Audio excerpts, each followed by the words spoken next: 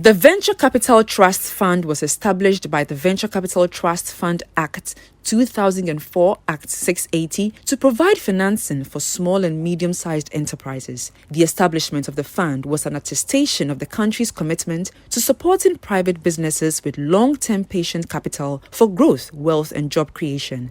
In the last decade, the Venture Capital Trust Fund has created 7 funds with investments in over 60 companies and having leveraged additional $89.7 million from invested capital of $29 million.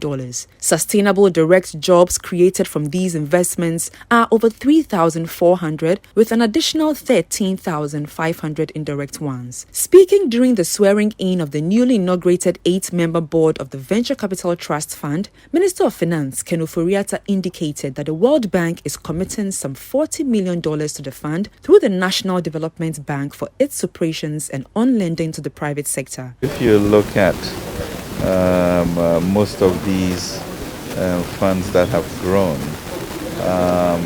they are usually able to leverage whatever you give them by about 10 times. So with this $40 million that is coming through our resources from the World Bank, they really should be able to leverage that. And it is that type of entrepreneurship that they themselves should show. But as I mentioned, the visible hand of the state must always be there to somehow prod them and find other resources to support them. He, however, tasked the new board to introduce innovative ways and strategies to support private businesses and help increase the total value of investments attracted into the country. In the last decade or so, I think you have created some 7 funds of investments in over, is it 60 companies? 60 companies, having leveraged an additional close to $90 million from invested capital of $29 million.